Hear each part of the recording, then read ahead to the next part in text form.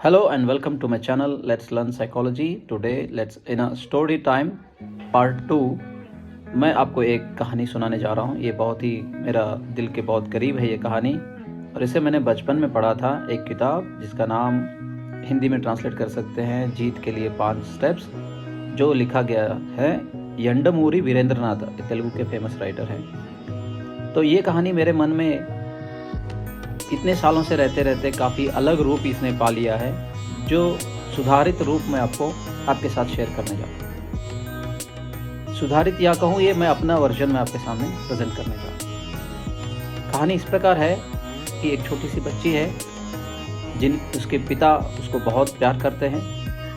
तो जब ये बच्ची 2 साल की होती है तो पिता उसे एक मोतियों का हार गिफ्ट में दे देते हैं।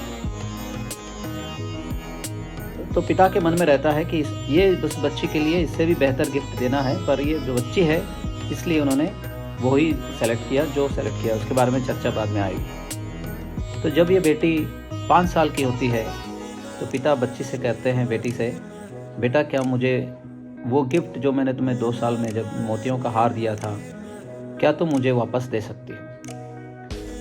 बेटी कहती है कि नहीं पापा, ये मुझे बहुत पसंद है, तुम चाहो तो मेरा डॉल ले लो, लेकिन मैं ये नहीं दे सकती। तो पिता कहते हैं आई लव यू बेटा, फिर वो साइलेंट हो जाता है। फिर कुछ साल बाद जब वो 7 साल की होती है तो पिता फिर से बर्थडे के दिन उसे कहते हैं, बेटा मैं तुम्हें दूसरा गिफ्ट देना चाहता हूँ, क्या तुम मुझे वो मोतियों का हार वाला जो गिफ्ट मैंने तुमको दिया था, क्या वो तुम मुझे दे सकती हो? फिर बेटी कहती है नहीं पापा, मुझे ये बहुत पसंद है, तुम चाहो तो मेरा साइकिल ले लो। फिर पिता कहते हैं आई लव यू बेटा, और वो साइलेंट हो जाता है।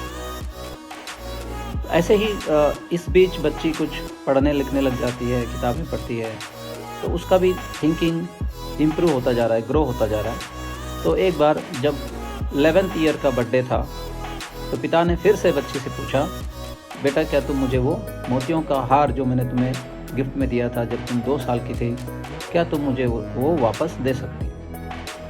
तो बेटी कहती है इस बार ठीक है पापा, आप इसे ले लो। तो तब खुशी से पिता जो है उनके पास एक बॉक्स था, वो बॉक्स उन्होंने उसके सामने रखा, अब ये तुम गिफ्ट ले लो। तो उस गिफ्ट को जब बॉक्स ओपन करती है बेटी तो उसको उसके अंदर दूसरा एक मोतियों का हार दिखाई देता है, जो दिखने में तो सेम वैसे ही है जैसे उसके पास पहले था, पर कुछ अच्छा और बेहतर दिखाई देता है। तब पिता उसको समझाते हैं, बेटा ये जो हार है ये असली मोतियों का है जो मैं अब तुम्हें दे रहा हूँ। जो इससे पहले तुम्हारे पास था वो दिखने में ऐसा ही था, लेकिन वो असली नहीं था, क्योंकि तुम छोटी बच्ची थी तो तुम उसे गिरा सकती थी, ख़राब कर सकती थी, या फिर उसका तुम्हें अभी वैल्यू नहीं था, तो मैंने उस समय तुम्हें वो जो असली मोतियों का हार नहीं दे पाया। तो इस कहानी में बहुत कुछ छुपा है। जैसे भगवान हमें असली मोतियों का हार देना चाहते हैं, पर हम लोग हैं कि हम नकली मोतियों के हार से इस कदर चिपके हुए हैं कि हम उसको पहचान नहीं पाते। अगर उदाहरण के तौर पे कहा जाए तो हमारा अहंकार एक नकली मोती है, जिसे हम छोड़ देंगे तो हमें अच्छे रिश्ते नाम के असली मोती मिल सकते हैं। हमारा आलस एक ऐसी नकली मोती है जिसे हम छोड़ देंगे तो उसके बदले में हमें बहुत सारा हेल्प, बहुत सारा स्ट्रेंथ मिल सकता है।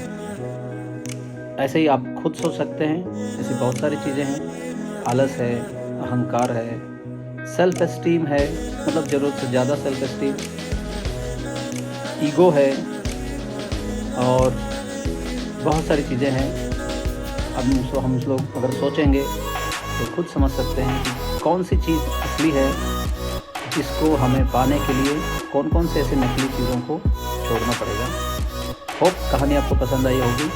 अगर पसंद आई हो तो आप इसे अपने बच्चों को भी सुनाइए।